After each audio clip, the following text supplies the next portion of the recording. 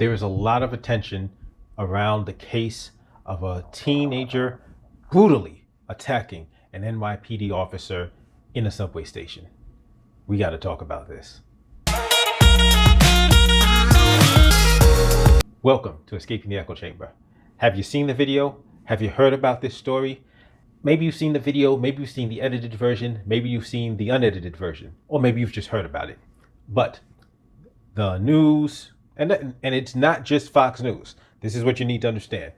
The mainstream media, the media is talking about this teenager, the 16-year-old black kid that brutally, viciously attacked a police officer. That's what they're going with. Listen, there's a fight. Yes, there is. The teen is throwing punches. At one point, he gets the cop in somewhat of a headlock. But as always, there's more to the story. But before we get to the more in the story, let's deal with what we see. We see that the kid and they're tussling, and they go from one location to another location. They're tussling. The kid is swinging, like trying to hit the cop. A couple of times he does hit the cop, although not very effectively. But then he does finally manage to get the cop in a headlock. Cop like falls down, and he's kind of trying to stand up, and another transit worker comes in, starts trying to help the cop, and eventually they get the kid down on the ground, and the kid is arrested.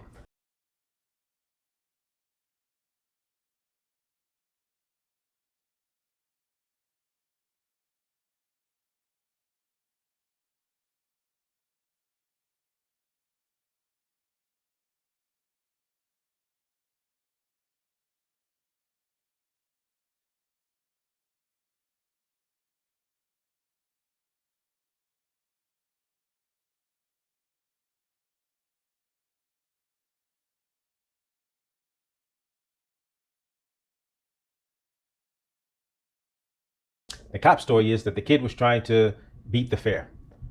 Additionally, that there was an argument between the kid and the little girl he was with.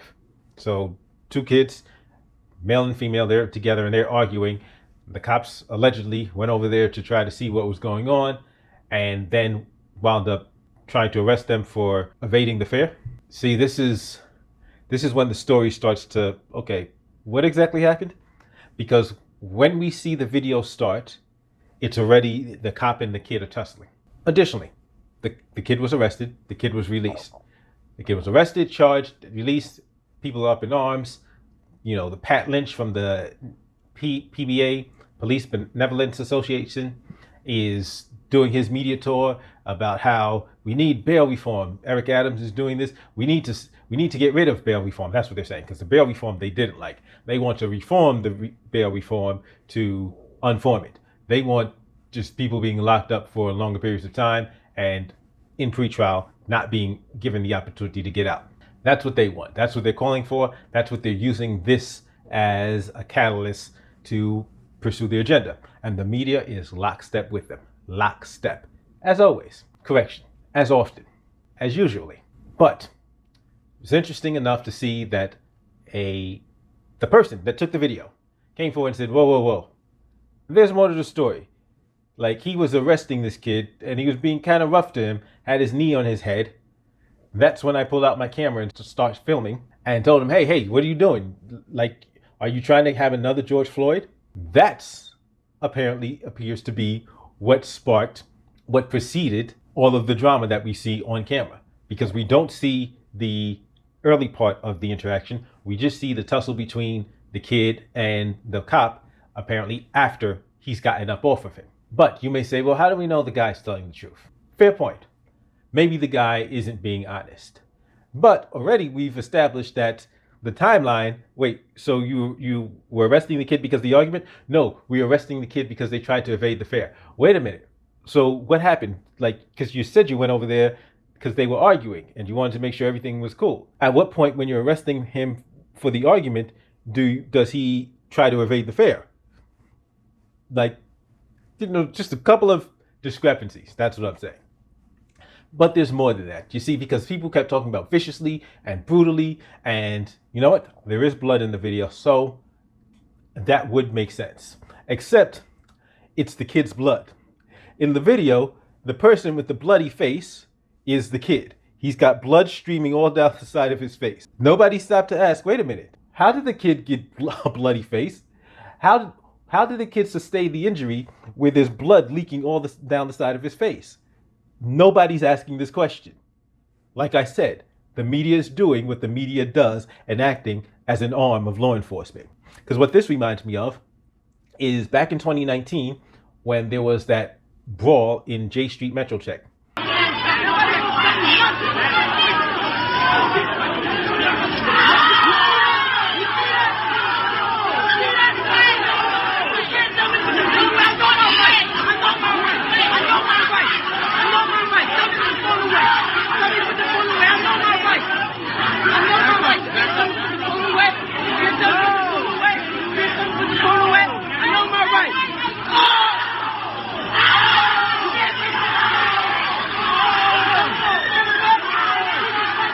Train station, there's like a whole bunch of commotion, a whole bunch of cops down there, like arresting people.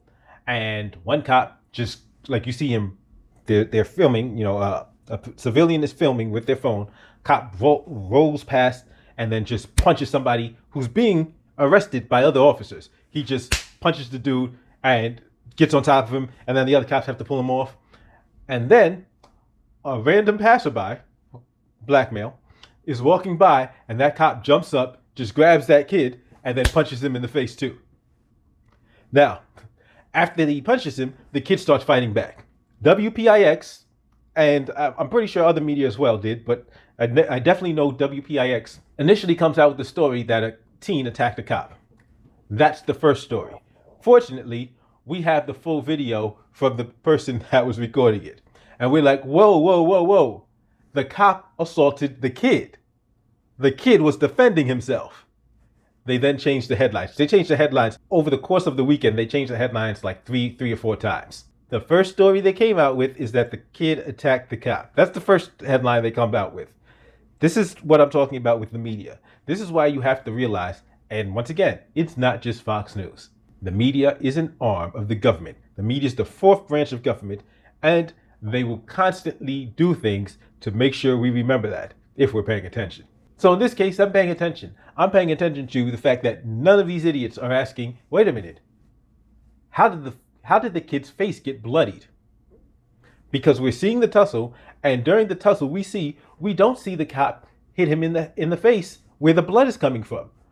So how did he get the injury? If he sustained the injury during the portion that we see, it would make sense. We don't see him sustain such an injury during the altercation, which means it happened prior to the video starting. And nobody's asking how, except I'm asking how. Because I've seen this sort of play before. I've seen NYPD and their benefactors, the media, at play. So I'm more than a little bit skeptical when they come out with the story. As always, don't forget to hit the thumbs up, like, share, subscribe if you haven't subscribed already. But if you disagree, if you think, no, there's no excuse, these Pookies and Ray Rays must be held accountable, go ahead and give me thumbs down. And tell me in the comment section why, in cases like this, you don't need to see more context. I'll see you next time.